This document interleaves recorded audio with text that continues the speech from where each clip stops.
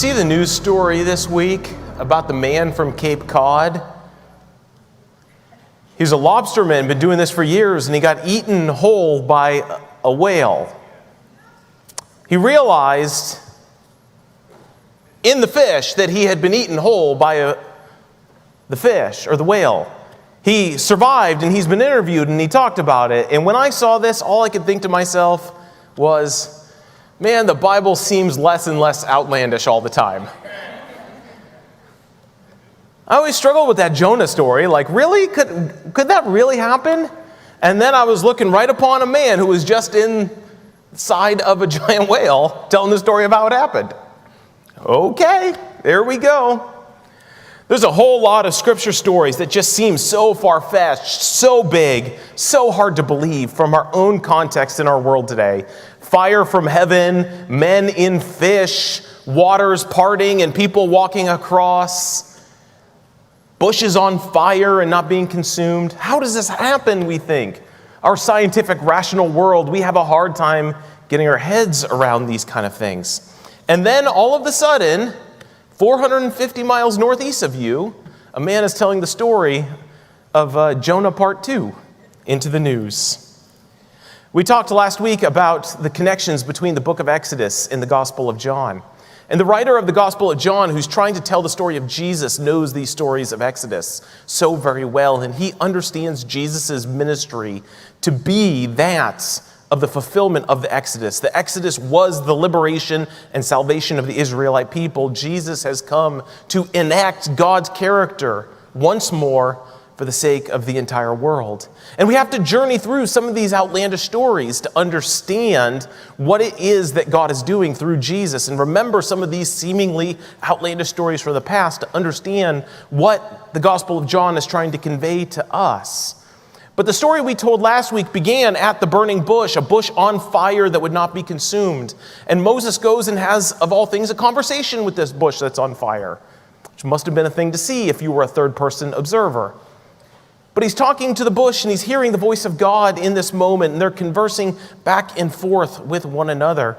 And the voice inside of the bush, which is that of God, says, or speaking for God, says, listen, go and free my people. I've heard their groaning. I have seen their oppression, and I want to set them free from their slavery in Egypt. And Moses says, that's a great idea. How's that going to happen, basically? And the voice says back, go and tell them that I have sent you, that I will be the one who does the work of setting them free. And Moses says, okay, voice in the bush that's on fire, who should I tell them that your name is? This is an important question because in Egypt and in all the world, they worshipped gods of all kinds. The god of thunder, the god of rain, the god of wheat, the god of fertility, the god of war, right? Each section of life had a different god that they had to please. And so the idea that there might be a God who could overcome this army of gods seemed difficult. And so Moses wants to know his name. And the response is, tell them, I am sent to you. I am. It doesn't seem to be a particularly threatening name. I am. I am what? What does I am mean? Who is I am in charge of? And yet Moses listens as much as he's struggling to understand. He trusts and he goes. And so he goes to the Pharaoh and tells him about this God, I am. And Moses gets into a tit-for-tat battle with the wizards and the sorcerers of Egypt, who are the priests of these false gods. And so they battle over the different things that the gods of Egypt do in the plagues. And each time I am comes out in front of the Egyptian gods. The battle carries on until the Passover, this moment where God said to have all the Israelites paint the blood of a lamb over the doorposts of their homes, and the angel of death will pass over those homes and will only attack the Egyptians. This killing of the firstborn sons in Egypt and the passing over of Israelite sons was a final straw for Pharaoh. He had had enough. He relented, and he let the people go. So the Israelites pack up and they leave and they head off to what they know is going to be a promised land. But Pharaoh quickly realizes he's made a mistake, letting all of this free labor go without a fight. So Pharaoh comes after them, and the Israelites get to a point that they're up against a body of water, the Red Sea, and the most powerful army in the world chasing them from behind. They are caught between two irresistible forces. I can't imagine the anxiety and panic that the Israelite people had in that moment. But Moses gets a word from God, and he steps over the Red Sea, and he lifts his staff, and the water breaks apart. And there becomes a highway through the sea, as we sang earlier. And the people of God, the Israelites, walk on dry land to the other side. They once again find themselves on a rock and look down upon the water, and they see the Egyptian army is still coming after them. But God let the water close in on itself, and the Egyptian army is washed away. I don't know about you, but I might have struggled to believe in this I am to that point. There were signs and wonders, sure. Plagues. God seemed to be winning, but winning for what cause? To what? What was the final destination going to be? But for me, I think that's the moment, standing on dry land on the east side of the Red Sea, looking in where I just walked on dry land and seeing the water now washing the Egyptian army away. To me, that would have been the moment, I think, that I'd been like, I'm all in. Whatever this God asks for, I'm doing. I don't want to cross this God. I want to be on this God's side. Whatever he is up to, I am in. I will trust him from now on. I think that's the moment right there for me. Having seen the miracle of the waters part and the miracle of them going away, what else do you want out of a God than that, right? Give it a few days and the Israelites find more that they wanted out of a God. They begin grumbling again, just like they were in slavery. Out in the wilderness, they're shaking their fists at Moses, saying, you should have just left us in slavery. At least when we were enslaved, we had pots of meat over a fire, which is the ironic statement of all ironic statements. You would trade your freedom for slavery because you got a pot of meat at the end of the day. Come on. But we're so good at grumbling about what we once had. We're so good about looking at pasts that were less than desirable and remembering them through romantic eyes. We're so much worse at seeing God's preferred future and walking out in faith in that direction. We prefer, so often, bad things that are tangible to us to good things that we can't fully see. And this is where the Israelites were caught. And so God acts once more. He has realized that if he is going to take a people and bring them out into a desert wilderness, he has to feed them. And feeding a large crowd in the middle of a desert wilderness is not the easiest task in the history of the world. So what is God going to do? He speaks to Moses and he says this, I will put bread on the ground every single morning. It'll be called manna. You will wake up and there will be enough for everyone. Send people out to gather enough just for today. And I will give you bread again tomorrow. And tomorrow. And tomorrow. Every day that you wake up, there will be manna in the field for you to gather and to feed yourself. Bread was no simple concept in the ancient world. This was not like going to get a loaf of Wonder Bread at Walmart. Bread took crops, time, and sifting and making flour. It was not necessarily easy, and it was central to the way people ate in the ancient world. It's kind of central to the way we eat too. Go to a restaurant and they bring bread to you right away, right? That's how you judge whether or not it was a good restaurant, is how good the bread was. We love bread. Rightfully so. But just free bread from heaven in the field while you're in the desert is an incredible miracle. And yet, the people complained about that as well. They always could have wanted more. But God's particular sustaining miracle for a people who have just been freed is that God gives them daily bread. Out of nothing, he supplies enough for today and is faithful to show up again tomorrow and provide them food once more. Now, this story is an incredibly important backdrop to what we're going to read today in the Gospel of John. We're going to be looking at John chapter 6, verses 25 through 42. Jesus knows this story The writer of the Gospel of John knows this story of the manna in the wilderness. And Jesus is going to cast himself as a part of that story here in just one moment. But it's really important that we set this up with the verses at the beginning of chapter 6 before we read our text today. The story begins with Jesus feeding the 5,000 people, a story most of us know. They're out in the wilderness, Jesus is performing miracles, people are being healed, and the more people are healed, the bigger the crowd gets because people want to see signs and miracles. Jesus is the best show in town. Miraculous, otherworldly, heavenly things happen when Jesus comes into town and he draws a crowd. What is that guy going to do next? And he's healing people. He's caring for people. Lives are changing. Miracles from heavens are happening. It is an incredible scene to watch what Jesus is up to. But after this is all done, it becomes a deal where people realize, how are we going to feed all these people? It's not like there was a Burger King on the corner. They could just send everyone down the road to get a Whopper. How are you going to feed 5,000 people in the wilderness in the ancient world? And someone comes up to Jesus and says, hey, I've got a couple fishes, a couple pieces of bread. Yeah, like that's going to feed 5,000 people, right? And Jesus takes it and he blesses it. And the disciples start handing out food, bread in the wilderness. And everyone is satisfied. And there's more left over than they started with. This is not just another miracle story. This is Jesus doing what God did to the Israelites in the wilderness. We're seeing again that the sort of things that God has done for these people all along, Jesus is the embodiment of these miraculous gifts that God has always given. These people know these stories of bread in the wilderness, and they are eating bread in the wilderness out of nothing once more. Jesus is this God that they have known all along. Jesus becomes tired of dealing with the people. He goes to rest, and he goes out on a boat, and they go to cross the lake. And as it's dark, Jesus had not joined them, but a storm came through, and the boat started rocking.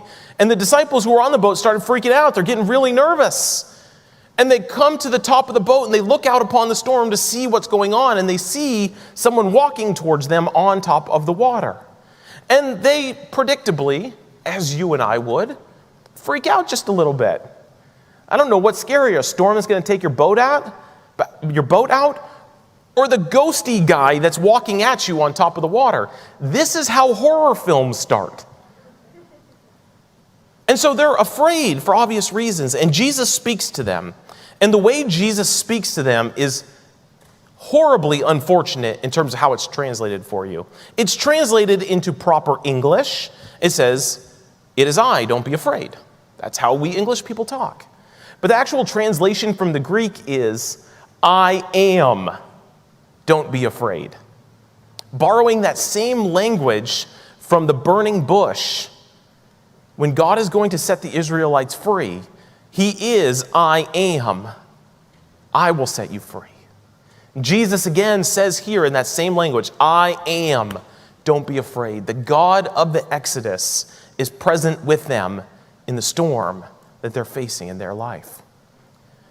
When the storm calms the next day, the crowd catches up to them, and Jesus gives them a word that ties him back to these stories of the Exodus once more. It's one of the I am stories in the Gospel of John, where Jesus is telling us, "I am God, and I am God in a particular way for your sake." And so we're going to read from John chapter 6, verses 25 through 42. And I invite you, if you would you join me in standing as we read the word of the Lord today? John chapter 6, verse 25. When they found him on the other side of the lake, they asked him, "Rabbi, when did you get here?" Jesus answered, "Very truly I tell you, you are looking for me not because you saw the signs I performed, but because you ate the loaves and had your fill. Do not work for food that spoils, but for food that endures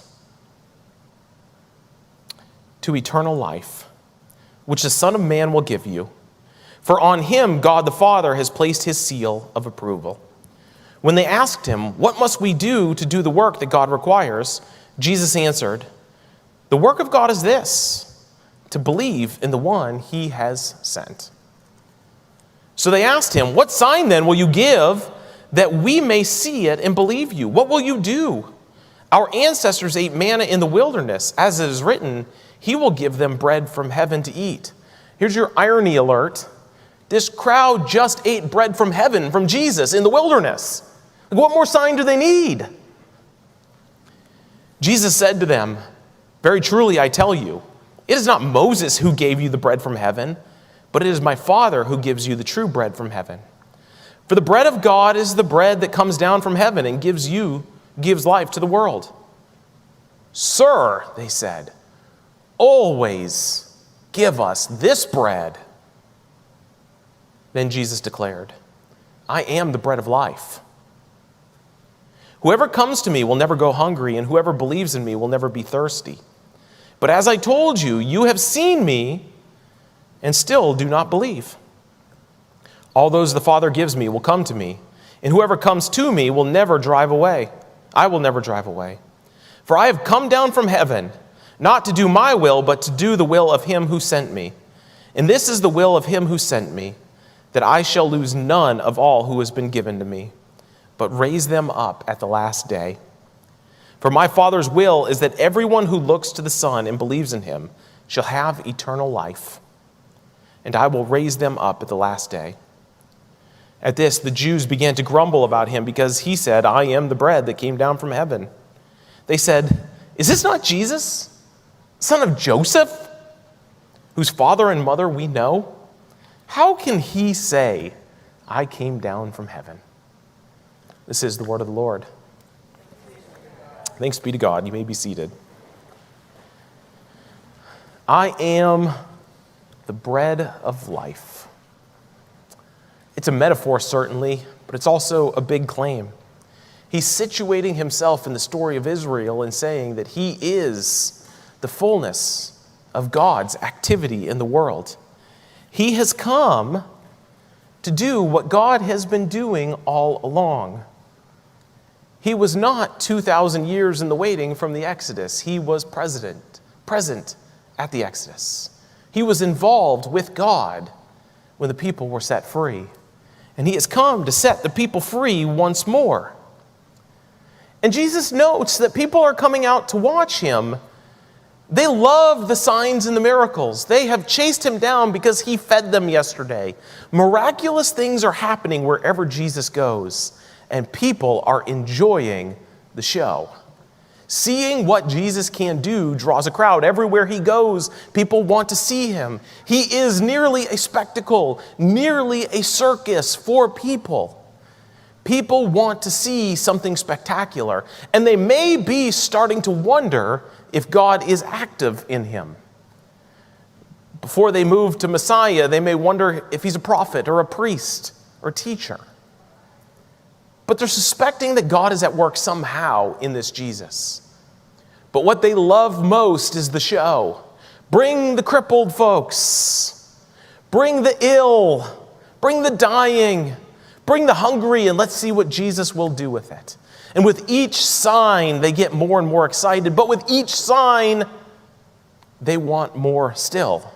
It's in this same chapter that Jesus feeds 5,000 people bread out of nothing.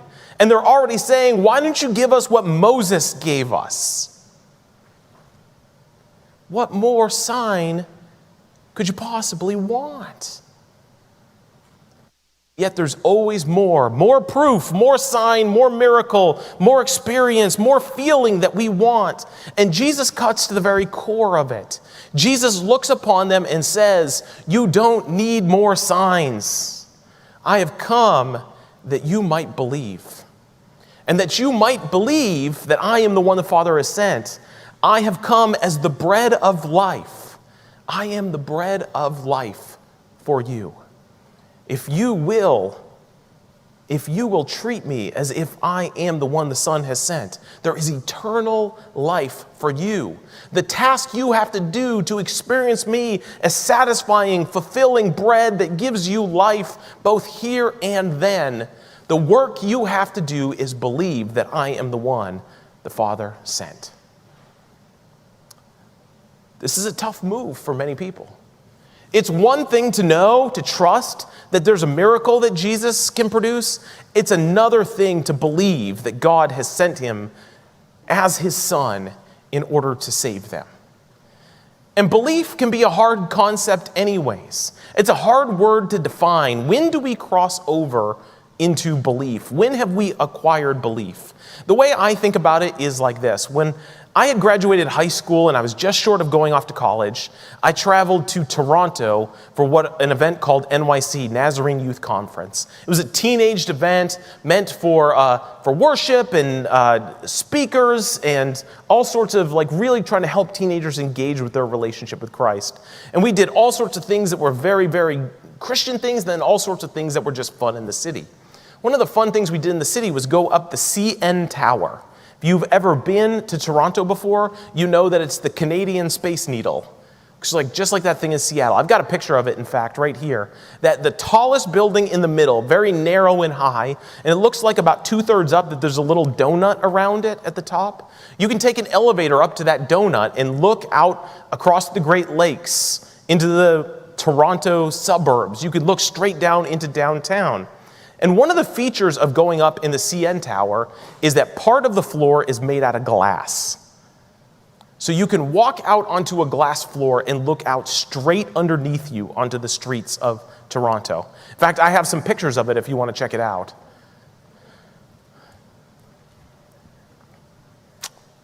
It's an adventure. But if this one is crazy enough. I think the one where you see the baseball stadium even gives you more craziness. Right? You know how large a Major League Baseball stadium is, and it just looks so tiny there. Now, when I went up there, I knew it was safe. I could see dozens of people out on the glass floor. I knew that hundreds had been on it today already. I knew that thousands and tens of thousands had been on it already this year, and there wasn't a single news clipping that you could find that said anyone had cracked the floor and gone through it to their death. Every bit of scientific evidence proved that it was a perfectly safe activity to walk out on the glass floor. I believed that it was safe. But it is a wholly different thing to believe that it is safe from actually putting your feet out on the glass floor and walking across it. There were lots of people who would walk up to it, look at literal human beings, happy as could be within touching distance, and not be able to put that first foot onto a ground that you could see through for dozens of floors behind you. There were lots of people that just couldn't take that last step and do it. I was determined that I was not going to be one of those people. I am not afraid of heights. You can put me somewhere high, I can look over the edge. I'm not afraid. But I do not like falling, and so I do things to avoid falling, right? This is just the way that I am. So if I've got a nice little ledge here, I'm more than happy to be 100 floors up and look down, holding onto the ledge. But if I'm up on scaffolding that's 10 feet high and there's not an edge around the top, I freak out. I do not like, I just hate falling so much. I won't ride roller coasters because of the drop at the beginning, for example. So I had to tell myself, there's no way I'm going to fall. This is a secure way to be high. I'll be okay. And so all of the evidence meant nothing to me. I needed to experience for myself a trust in this floor. I trusted the floor just fine that I couldn't see through. And I don't know science well enough to know that the glass floor might have been more secure than the one I was standing on. I don't know. But I just couldn't see through it, so it seemed safer. It doesn't matter what the evidence says sometimes. Sometimes you just have to step out onto the glass floor because you know it's safe. And I did it. I walked out there, I checked out the city, I looked down. I survived just fine. It was kind of a neat experience and fun. This is the issue that Jesus is talking about at the very core in this text here. People are coming out to get healings, to get miracles, to experience a religious frenzy. They're being fed by food that Jesus is making out of some boy's lunch sack. The signs, the miracles, the wonders, the religious experience is all so satisfying. And Jesus is saying there is more for you. Don't just come out to the show. Believe in Jesus. Step out onto the glass floor with him. Live your life in accordance with him. Don't just come to see what Jesus is doing, but make it personal, make it yours. Come in and have a taste and to see what Jesus is and who Jesus and what Jesus does. Even in today's world, we don't have the opportunity to fly over to Galilee and see what Jesus is preaching about on the side of a mountain. But yet, we still live in a world where all too many are chasing Jesus for a show. Who will he heal next? Who will he feed? How good is the sermon going to be on Sunday? How nice is the children's ministry? Who's going to be helped? Who's going to be saved? What can I watch and see is going to happen at church this Sunday? And the signs and the wonders, they can be unbelievably exciting and nearly intoxicating. There's so much energy around being a part of a church that it can become addictive, wanting signs and wonders week after week after week. But bread in a desert is so much less exciting than signs and wonders. Bread in a desert sustains. It's more than enough. It fills us up and brings us to next, and fills us up and brings us to next. And if you get bread in a desert every single day, you will never be hungry. You will always be filled. It will always be enough. It will sustain your life in every way needed. But so often, we want more than that. We've had enough bread that we begin demanding a steak every once in a while. We begin demanding some noodles. We begin demanding some sugar and some dessert. But Jesus doesn't come saying, I am a 5-course meal. Jesus says, I am the bread of life. I will sustain you. And not just through this life, but into life eternally. All you have to do is believe. All you have to do is take a step out onto the glass floor. And all too many of us in this crowd in our world today would rather stand on the floor they can't see through and watch people on the glass floor and say, well, isn't that nice? The experience is for us, though. The call is for us to take a leap of faith out into what God is calling us to do. Jesus is calling us to the sort of belief that means trusting our eternal destiny, and not just our destiny of today, but our eternal destiny to him. Not trusting our own hands, but believing what he says and who he is. It means allowing ourselves to be shaped into the kind of person that Jesus wants us to be. A kind of person that is satisfied with enough, that's satisfied with just Jesus. It means taking on the call of the life that Jesus lived, serving the less fortunate, sharing the gospel with people who might be hostile towards it, forsaking the sins and lusts and passions and habits of our lives that we partake in, that we know are slowly tearing at our soul, but we also know that no one else can see it. Belief in Jesus is not just looking upon Jesus and thinking he's cool and interesting, and maybe he's got a miracle for me. But believing in Jesus is putting our money where our mouth is, following him, trusting him, listening to him, and yearning to be like him. And for that work, Jesus says he is the bread of life. He will sustain us through this work. He will give us all that we need. He will give us enough for today, and he will be faithful again to show up tomorrow. There will be days in the desert where we feel weak, cranky, empty, short, frustrated, yearning for more, unprepared, unworthy, unmasked, unrestrained. There will be days where we know we can't do it on our own. And just like God always has, he shows up in the wilderness. He gives us bread. He doesn't make us make it or earn it or prove ourselves. He gives us enough to sustain us onto our next trial, through the next weakness, through the next temptation, through the next grief, through the next hurt. Jesus is the bread of life. He is enough. He sustains and he gives life. He holds us. He cares for us. He loves us. He makes us new. He is the bread of life. We must only taste and see. But risking tasting and see is an act of belief, that we believe who he says he is, and we trust him so much that we'll walk out onto a glass floor, even though it seems scary, only to find that he is worthy to catch us. Pastor Austin is going to come out and sing to us a song about the character of Jesus, his work, his blood, his life given for us that we might be saved. We're not going to sing this song. You can sing along or hum along in your seat if you'd like, but really it's meant to be a song for you to hear and listen. But hear again about the magnificent work of Jesus, his love and his care for you. And as this is sung, if you're moved to come and pray, you are welcome to do so. Come and ask Jesus that he would give you the gift of belief, that he would be to you the bread of life, that you would find eternal life in him. He's faithful to hear your prayer today if you'd like to come. Otherwise, sit and listen and experience the presence of God as we close up today.